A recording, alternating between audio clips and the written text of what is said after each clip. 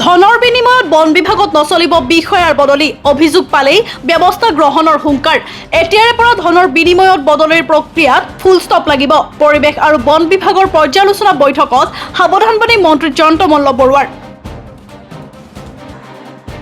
ৰকিবুল হুছেইনৰ মতে চলিছে কংগ্ৰেছ এইবাৰ নিৰ্বাচনতো ৰকিবুল হুছেইনৰ মতে দিয়া হৈছিল টিকট গতিকে গৌৰৱ গগৈক আঁতৰাই ৰকিবুল হুছেইনকে এপিচিচিৰ সভাপতি পতাৰ পৰামৰ্শ এআইইউডিএফৰ প্ৰধান বদৰুদ্দিন আজমলৰ জামিন বিচাৰি হাহাকাৰ শ্যামকানু মহন্তৰ বিশেষ ফাষ্ট ট্ৰেক আদালত আৰু উচ্চ ন্যায়ালয়ত বাৰে বাৰে মুখ ঠেকেচা খোৱাৰ পিছতো এইবাৰ সৰ্বোচ্চ ন্যায়ালয়ৰ দ্বাৰস্থ শ্যামকানু মহন্ত কাইলৈ উচ্চতম ন্যায়ালয়ত হ'ব জামিন আবেদনৰ শুনানি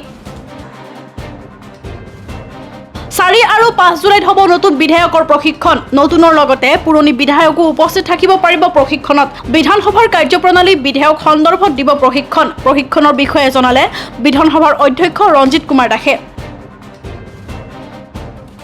2015-16 চনত যিখন ৰাজ্যৰ মুঠ ৰাজ্যিক ঘৰুৱা উৎপাদন আছিল 2.27 লাখ টকা 2026-27 বৰ্ষত এই পৰিমাণ 8.71 লাখ টকা হ'বগৈ বুলি পূৰ্বানুমান কৰা হৈছে সামাজিক মাধ্যমত বিশেষ পোষ্ট বিত্তমন্ত্ৰী জয়ন্ত মল্ল বৰুৱাৰ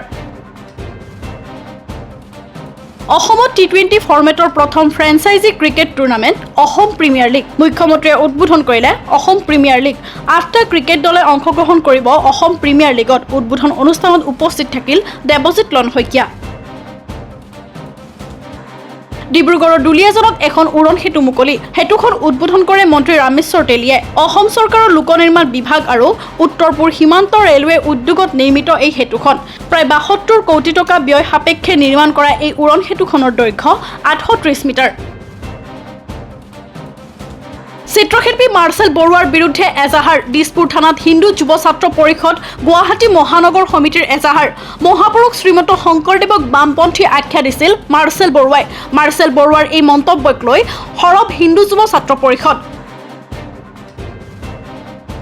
ৰূপহী খাতত বুজন পৰিমাণৰ গাঞ্জাসহ গ্ৰেপ্তাৰ এটা সৰবৰাহকাৰী আৰক্ষীৰ জালত গুণাবাৰীৰ দিলদাৰ হুছেইন সৰবৰাহকাৰীটোৰ ঘৰৰ পৰা বহু পৰিমাণৰ গাঞ্জাৰ লগতে নগদ 4,670 টকা জব্দ কৰা হয়